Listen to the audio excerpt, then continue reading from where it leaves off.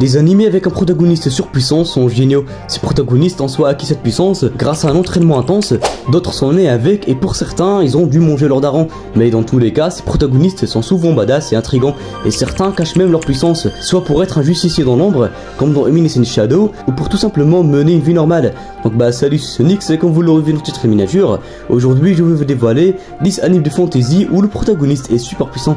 Alors avant de commencer, n'oublie surtout pas de liker la vidéo et laisse en place aux animés.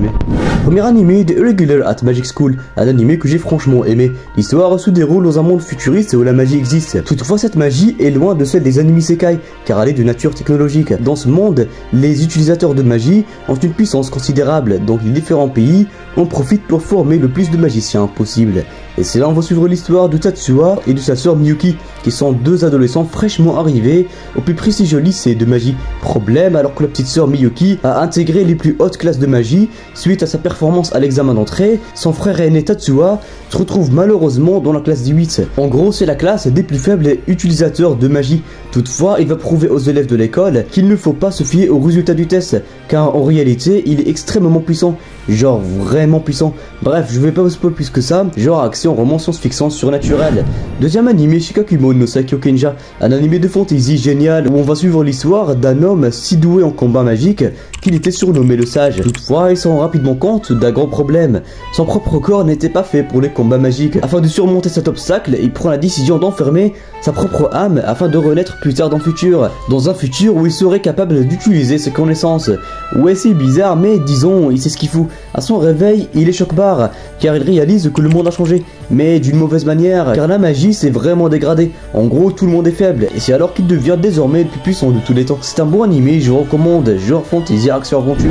Troisième animé, Kimi to Boku no Saigo, je sais pas, le titre est trop long, un animé que je vous recommande vivement. Alors que la guerre sans fin entre la magie et les machines fait rage, on suivra l'histoire du protagoniste Seka, un épéiste extrêmement puissant du royaume de la technologie. Un jour, Seka a libéré une jeune sorcière, et que vous le savez tous, les sorcières sont censées être leur ennemi, donc il se fera emprisonner. Un an après, il est relâché à une condition raisonnable, assassiner la plus puissante sorcière qui présentait un grand danger pour eux. Bon, c'est absolument pas raisonnable. Et alors qu'il était parti achever sa mission, il se rend compte que la sorcière a presque le même objectif que lui, celui d'arrêter la guerre et créer un monde de paix. Et donc une petite romance commencera entre un épéiste doté d'une grande puissance et une sorcière certes puissante, mais comment dire, vraiment bizarre. Genre action, science-fiction, romance.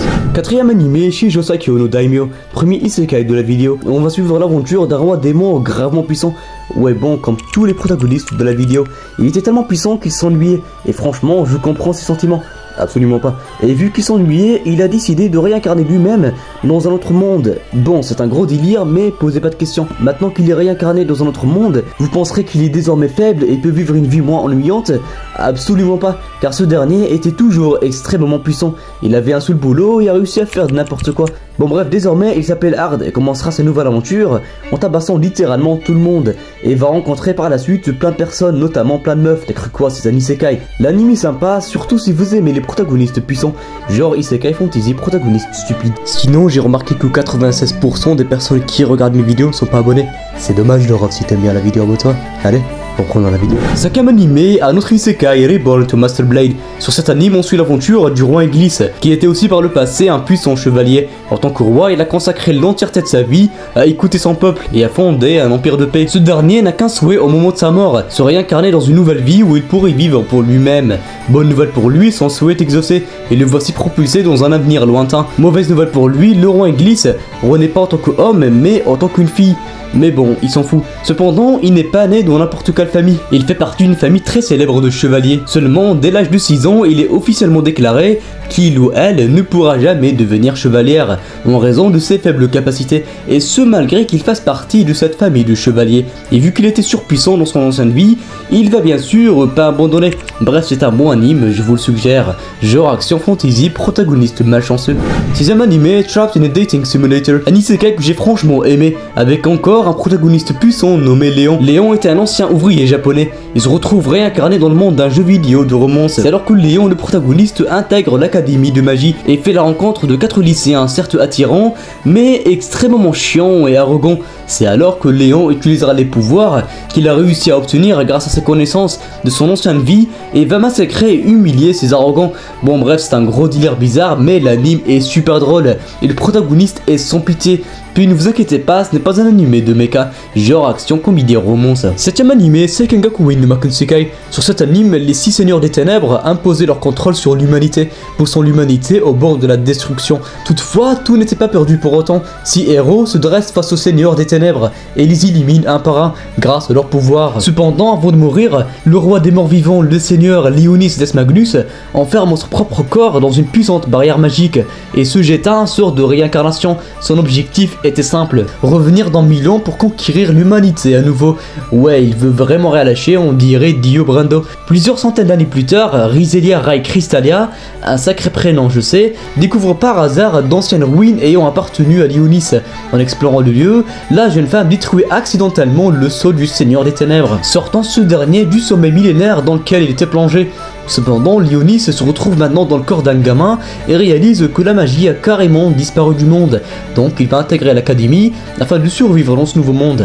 8ème animé, Sakyo Tank, un animé sorti cette année. Nous suivrons les péripéties de Rude, un aventurier qui a rejoint l'équipe du héros afin de chercher un remède qui pourrait soigner sa sœur. Après plusieurs quêtes et missions, Rude s'est construit une grande réputation. On dit même qu'il aurait la meilleure défense de tous les temps. Un jour après avoir échoué dans une mission, lui et son équipe d'aventuriers, l'arrogant héros l'expulse de l'équipe et l'accuse d'avoir causé leur défaite. C'est alors que Rude décide de retourner dans son village, mais il fait la rencontre d'une certaine fille qui lui permettra d'éveiller ses pouvoirs. Maintenant qu'il a découvert ses vrais pouvoirs de tank, il décide de revenir à l'aventure tout seul, mais bien sûr, plusieurs personnes décideront de l'aider dans sa mission afin de pouvoir soigner un jour la maladie de sa sœur.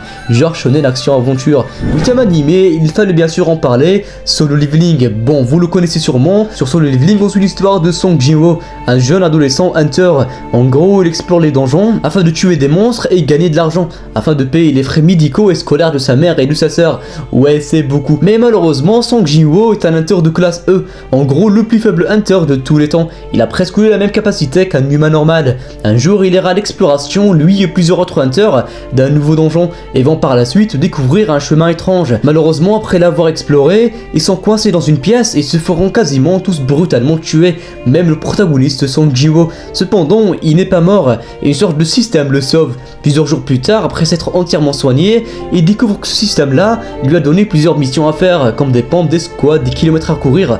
Attends, il veut devenir Saitama. Et après avoir réalisé ses missions, il deviendra plus fort et commencera une longue aventure. 10ème et dernier animé, le Tunnels Magic, un anime vraiment sympa que je vous recommande. Après 10 années d'affrontements dévastateurs, au sein du labyrinthe des ombres, le monde est à présent au bord de la destruction.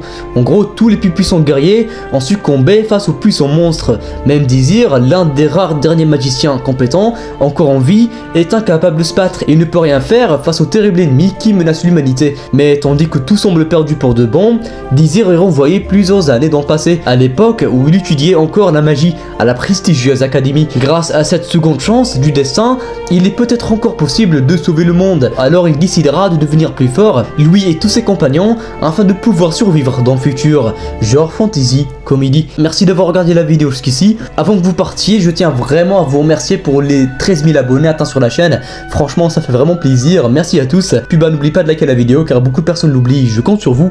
Bah c'était Sonix et sur ce point on se retrouve à la prochaine.